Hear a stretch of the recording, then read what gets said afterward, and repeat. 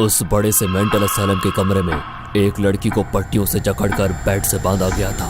उसके सिरहाने shock treatment वाली मशीन थी। वो लड़की डरावनी आवाज में सभी नर्स पर गुस्से से इस तरह चीखती जा रही थी मानो मर्द और औरत एक साथ बात कर रहे हो। तुम नहीं जानते तुम क्या कर रहे हो, मैं तुम्हें जिंदा नहीं छोड़ूंगी। नर्स ने उसकी बात को सुनकर जोर से तमाचा जड़ दिया। तभी डॉक्टर साहब अंदर आए। नर्स, पेशेंट से इस तरह पेश आते हैं? Sorry sir. शॉक ट्रीटमेंट की तैयारी हो गई? जी सर। उस लड़की के मुंह में एक कपड़े जैसी चीज ठोसकर मशीन ऑन कर दी और शॉक ट्रीटमेंट शुरू हो गई। दिमागी मरीजों के लिए शॉक ट्रीटमेंट एक आम बात थी। कुछ दिन के बाद जवान होती इस रात में अपने सामने दूर तक फैले तालाब के शांत नीले पानी पर तैरते पूनम के चांद का अक्स देखकर मन ही मन मुस्कुराते हुए नीलम ने अविनाश से कहा, क्या तुमने कभी चांद को धरती पर उतरते देखा है? चांद तो मेरे पास बगल में बैठा है। हाँ, जो पानी पर तैर रहा है वो मेरे ही चांद का अक्स है। अविनाश की बात को सुनकर नीलम शर्माते हुए कुछ बोलती है कि तभी तालाब के पानी में डूबे उसके पैर को मछलियां गुदगुदी करने लगी। उस एहसास से नीलम का बदन सिहर उठा। उसकी ऐसी हरकत को देखकर अविनाश ने पूछा, क्या हुआ? और वो भी ना चाहते हुए उसकी तरफ खींची चली जा रही थी। वो पानी के पास घुटने के बल बैठकर जिस तरह जंगली जानवर पानी पीते हैं उसी तरह अपने कानों को पानी के करीब ले जाते हुए उस आवाज को सुनने की कोशिश करने लगी। मछलियों को इंसानी शरीर स्वादिष्ट लगता है और इंसान को मछलियों का।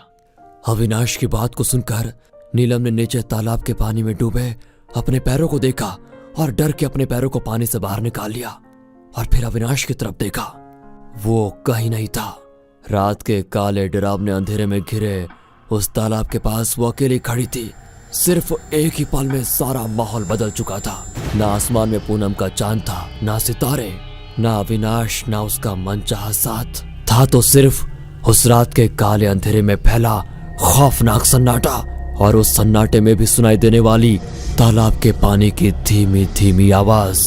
जैसे पानी की आवाज ना होकर कोई पुकार रहा हो, जैसे वो तालाब का पानी उसे अपनी तरफ बुला रहा था और वो भी ना चाहते हुए उसकी तरफ खींची चली जा रही थी। वो पानी के पास घुटने के बल बैठकर जिस तरह जंगली जानवर पानी पीते हैं उसी तरह अपने कानों को पानी के करीब ले जाते हुए उस आवाज को सुनने की कोशिश करने लगी। एक धीमी आवाज उसके कानों में गूंज रही थी, नीलम, मेरे पास आ जाओ। वो आवाज सुनकर नीलम का बदन डर के कारण सिर उठा और अगले ही पल एक काला सड़ा हुआ इंसानी हाथ तालाब के पानी से निकलकर झट से नीलम का गला पकड़ लिया। नीलम जोर से चीखते हुए नींद से उठकर अपने बेड पर बैठ गई। उसकी आंखों में खौफनाक डर साफ साफ नजर आ रहा था और उसी डर की वजह से उसका पूरा बदन कांप रहा था। वो एक खाली कमरे की दीवार से सटे बेड पर बैठी हुई थी। सामने वाले दरवाजे पर लगे कांच से कोई उसे झांक रहा था।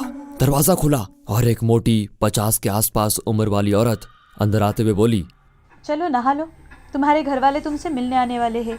इतना कहकर वो औरत चली गई पर नीलम अपने बेड पर वैसे ही बैठी रही। शहर की आवाजाही और भाग दौड़ भरी जिंदगी से काफी दूर बेहद ही खूबसूरत हरी भरी घनी झाड़ियों से घिरी पहाड़ियों की गोद में बने उस मेंटल असाइलम में काफी मरीज इलाज के लिए आते थे। उसी अस्पताल में भर्ती अपनी बेटी नीलम को देखने उसके माता पिता आए थे। हम उसकी जांच कर रहे हैं, काफी दिनों से उसका ट्रीटमेंट भी चल रहा है। वो एक दिमागी बीमारी से ग्रसित है और मेडिकल साइंस में उसको हेल्यूसिनेशन कहते हैं। डॉक्टर साहब के सवाल पर नीलम के पिताजी ने कहा, अविनाश और नीलम की सगाई हो चुकी थी। एक दिन वो घूमने शहर के उस पास वाले तालाब पर गए, वहीं अविनाश की डूबकर मौत हो गई थी और तब से ये सब शुरू हुआ। डॉक्टर साहब, नीलम का मंगेतर अविनाश मेरा अच्छा दोस्त था और उसी की वजह से मैंने नीलम का खास ख्याल रखने की हिदायत दी है। और अविनाश अब इस दुनिया में तो है नहीं, ये बात हम सबको पता है, पर नीलम आज भी ये मानती है कि अविनाश जिंदा है और वो उसके साथ उसी तालाब के पास जाकर बैठती है, अकेले बातें करती है। डॉक्टर साहब नीलम की हालत उसके माता पिता को बता रहे थे और उसके माता पिता अपनी बेटी की हालत को लेकर काफी परेशान थे। क्या मेरी बेटी कभी ठीक नहीं होगी? देखिए, आप हिम्मत रखिए, हम पूरी कोशिश कर रहे हैं अपनी तरफ से। तभी किसी औरत की आवाज सुनाई दी, आप बेकार ही कोशिश कर रहे हो, नीलम की बीमारी आपके बस के बाहर है। सभी ने आवाज की तरफ देखा। डॉक्टर साहब के केबिन के बाहर एक खूबसूरत औरत खड़ी थी। पूरी तरह से काली साड़ी पहने उस औरत के माथे पर काली बिंदी लगी हुई थी।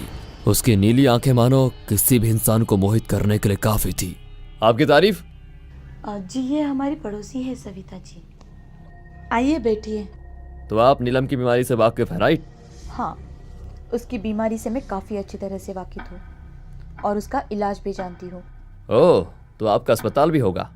और मेडिकल साइंस में कौन सी डिग्री हासिल की है आपने? डॉक्टर साहब का मजाकिया अंदाज सविता जी समझ रही थी। बिना गुस्सा हुए उन्होंने डॉक्टर साहब से एक सवाल किया। क्या आपकी कोई औलाद है? हाँ, 5 साल की बेटी है। उसे खेलते कूदते देख आपको अच्छा लगता होगा ना? हाँ बिल्कुल, हर माँ बाप की तरह। क्यों? क्या कभी ऐसा होता है कि हमेशा खेलकूद करने वाली आपकी बेटी एकदम से गुमसुम रहने लगती है? ना उसे खाना अच्छा लगता है और ना खेलना अच्छा लगता है, वो नाराज रहने लगती है। हाँ, कभी कभी होता है। तो आप क्या करते हो? मैं कुछ नहीं करता। एक्चुअली मेरी माँ अपनी पोती की नज़र उतारती है और एक ही दिन में वो ठीक हो जाती है। तो आपकी माँ का अस्पताल कहाँ है जहाँ वो ट्रीटमेंट करती है, या कौन सी डिग्री है उनके पास? आप मेरी माँ का मजाक उड़ा रही हैं? डॉक्टर साहब को थोड़ा गुस्सा आ गया, पर धीरे से मुस्कुराते हुए सविता जी ने कहा, कुछ बीमारियों का इलाज डिग्री से नहीं होता, बीमारी की समझ से होता है। और जिस बीमारी का आप इलाज करने की कोशिश कर रहे हैं वो आपकी समझ से बाहर है। सविता जी की बात से डॉक्टर साहब का चेहरा गुस्से से तमतमा उठा। देखिए, आप मेडिकल साइंस का मजाक उड़ा रही हैं। वो दिमागी मरीज है जो आप पर भी हमला कर सकती हैं। डॉक्टर साहब की बात सुनकर सविता जी ने कहा, वो किस बीमारी की मरीज है मैं अच्छी तरह से जानती हूँ। और वो डॉक्टर साहब के केबिन से बाहर निकली।